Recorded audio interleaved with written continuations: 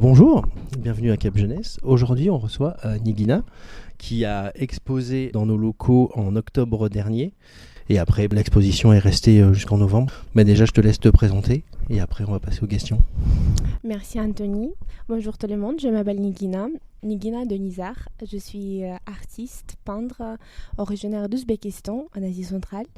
Et c'est vrai que j'avais l'honneur d'exposer mes œuvres en octobre 2023 ici à Cap Jeunesse et c'était incroyable comme une expérience. Quel est ton parcours? Qu'est-ce qui t'a amené en fait à l'art, à dessiner comme ça, enfin à peindre? Quel est le déclic? En fait, j'ai observé un petit peu ma life depuis toujours et j'ai remarqué une chose que l'art il était toujours avec moi en fait et c'était toujours partout avec moi et vu que j'ai voyagé beaucoup partout en Inde, en Europe et tout, euh, toutes mes visites de pays, la découverte, c'était toujours visiter des musées, des galeries d'art, etc. Et je me rappelle que depuis jeune, toute petite, j'ai créé des choses. Donc c'était vraiment les créations en céramique, les dessins, la peinture, les performances, la scène, c'était toujours avec moi. Donc quand j'étais un peu plus grande et il avait le temps de choisir ton chemin, j'ai choisi un mauvais chemin, un mauvais chemin, et c'était la communication internationale. Mais en parallèle, j'ai été acceptée dans l'Académie de l'art tout de suite au deuxième année, et c'était trop bien. C'était en Lettonie. Et ensuite, je suis rentrée chez moi dans mon pays, en Ouzbékistan, et j'ai lancé un projet qui s'appelait Exponat. En russe, ce mot, ça signifie une œuvre d'art qui est exposée. Voilà, donc c'était une galerie qui a eu le succès au bout de 2 ans. Tout le monde, tout le pays, l'Asie centrale, les régions, tout le monde nous connaissait. Et on collaborait beaucoup avec des femmes et on a monté les sujets super importants, sociaux, à travers de la prisme de l'art. Ok, du coup, même si tu en as un petit peu parlé ici, tes influences majeures, peut-être des artistes qui t'ont influencé ou des courants. Moi, j'étais toujours passionnée par des artistes. Je peux pas, c'est vraiment difficile de dire un seul artiste que j'adore et tout parce que il y a beaucoup de styles, il y a beaucoup des artistes que j'admire, même les artistes modernes de mon âge, etc. Mais parmi les artistes iconiques, on peut dire, c'est Andy Warhol, Basquiat. Après, à Paris, quand j'ai vécu à Paris, j'ai découvert Ben au musée Pompidou. Et je suis devenue tellement fan de lui. Et quand j'étais acceptée à un master à Nice, j'ai découvert que Ben, il est d'ici. Et, euh, et après, je vais raconter un peu plus sur ça plus tard. Ok, du coup, donc là, on va parler un peu de quand tu crées, ton processus de création un petit peu. Comment tu trouves l'inspiration déjà? Et quel est ton process en fait? Est-ce que tu pars du canevas blanc ou est-ce que tu réfléchis beaucoup avant ou vraiment tu laisses couler, tu fais ce qui vient?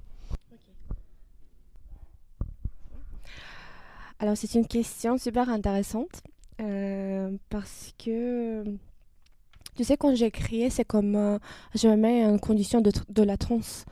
Et dès que je prends le pinceau dans mes mains, j'approche mon chevalet, le processus de super étrange commence parce que c'est comme, tu sais, un rayon de soleil qui s'ouvre et après tu commences à crier, t'as plus tes mains, il est peint toute seule, il y a les choses magnifiques qui se passent en fait, c'est comme une magie pour moi et c'est vraiment le moment quand je remarque plus ni temps, ni l'espace, ni qu'est-ce qui se passe autour,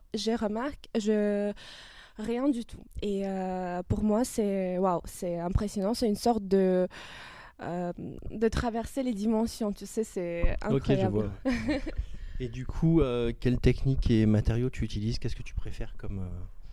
Ah, d'ailleurs, pour revenir à la question précédente, c'était aussi pour dire que quand même, je prépare mes projets. Donc, c'est-à-dire, j'utilise les croquis, les brouillons et tout pour créer vraiment le résultat final sur le tableau après.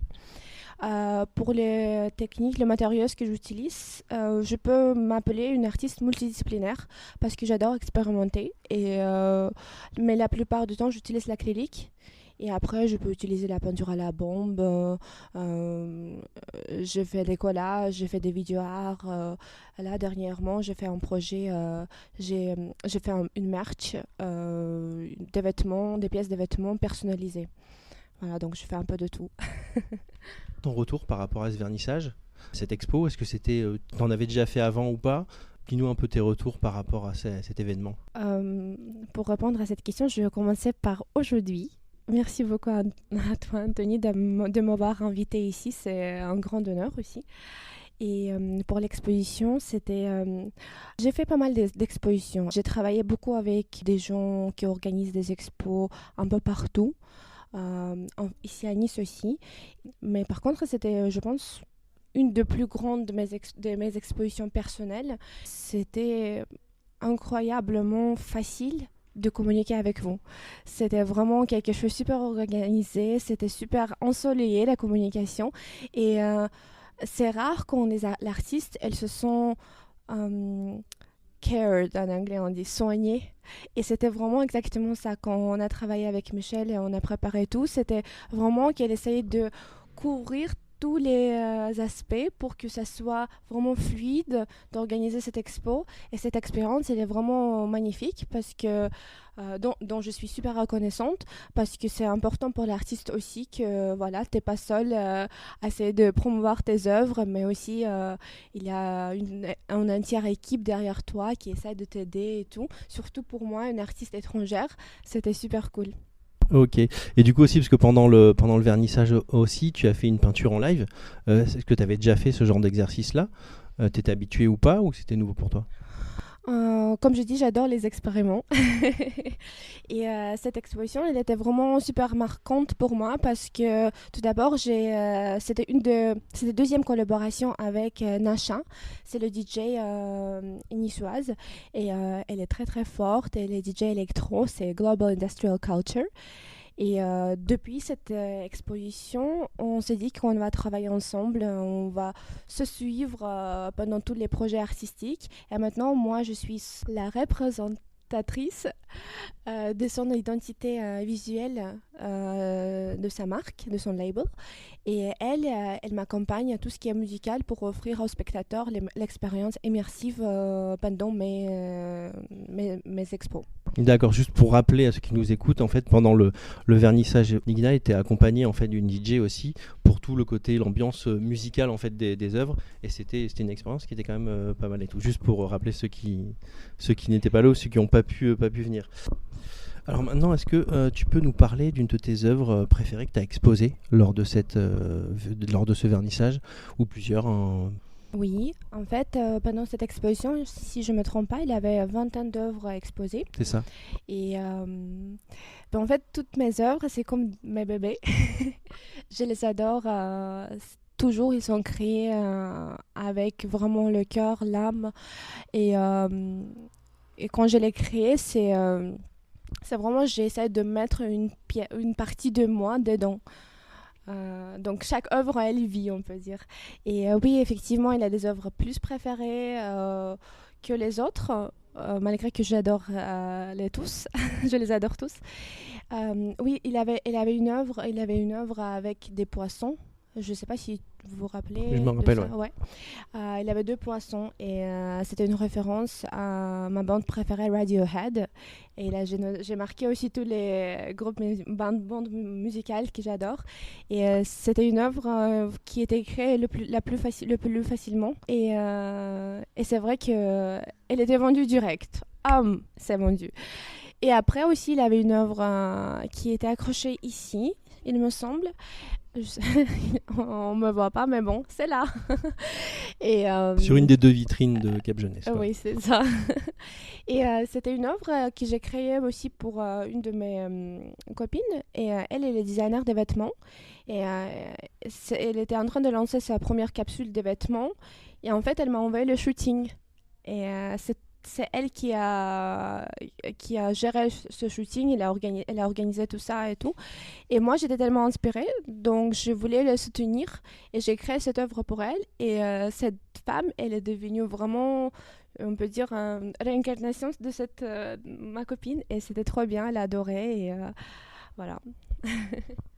En ce moment, des projets en cours ou futurs, d'autres expos Oui, bien sûr, on travaille toujours. Donc, je viens de terminer, ça fait pas longtemps, ma performance au Mars Musée, pour Mars Musée, au musée d'Art Naïf. C'était un défilé, c'était une de mes premières expériences avec les vêtements et c'était trop bien comme expérience et le projet il était super bien. En suivi, j'étais invitée aussi à participer au projet des étudiants à l'espace Léo Ferré à Monaco. Donc ça va venir à la fin du mois. Donc restez connectés sur mon Instagram. D'ailleurs, tu peux rappeler hein, tes réseaux, hein, s'il n'y a pas de souci. Ouais, mon Instagram c'est au cours de ma vie, tout simple. Ou Nigina de Nizar, vous pouvez taper, vous allez tomber dessus. Alors oui, c'était un de mes projets qui était passé et donc on enchaîne avec un projet similaire. Et ensuite, en ce moment, je suis super passionnée par découvrir mes racines, la généalogie, tout ce qui concerne impact de ton comportement par tes ancêtres. Et ce sujet, pour moi, c'est super intéressant en ce moment parce que je ne sais pas pourquoi. Peut-être parce que je suis devenue une maman et j'aime bien revenir en arrière, regarder comment on réagit, qu'est-ce qu'on fait, etc. Donc, il y a forcément un lien entre ton comportement, tes décisions, ce que tu fais, ce que tu prends et comment tes ancêtres ils vivaient avant. Donc, c'est vraiment la ligne de famille qui continue. Donc, ce projet, ça me passionne énormément et je compte de créer une série de tableaux ou je sais pas quoi, peut-être vidéo art ou quelque chose comme ça, en suivant ce thème. Ok, super, bah, ça fait beaucoup de projets en cours et à venir. Est-ce que tu aurais un artiste à partager, musical, graphite, peu importe, en ce moment, que tu as découvert il n'y a pas longtemps, ou un livre, ou n'importe quelle œuvre? Oui, ça fait pas longtemps, je suis allée à Paris, à la Fondation Louis Vuitton pour l'expo de Marc Rothko et c'était trop bien. Euh, je, je n'aimais pas trop cet artiste, pour moi ça semblait trop simple ses œuvres et tout. Et après quand tu les vois en vrai, c'est une autre chose, c'est waouh, ça, ça réveille beaucoup, beaucoup d'émotions et c'est incroyable. Donc, je recommande de lire ou regarder un petit peu sur cet artiste. Et une autre artiste que j'admire énormément, c'est Cécile Tabouret. Alors merci Nigina d'être venue pour répondre à toutes ces questions. Petit mot de la fin? Quelque chose à rajouter? Bah, merci à vous et j'ai hâte de collaborer en plus tard. Et c'est trop cool ce que vous faites pour l'art, pour les jeunes. Et merci. Merci à toi.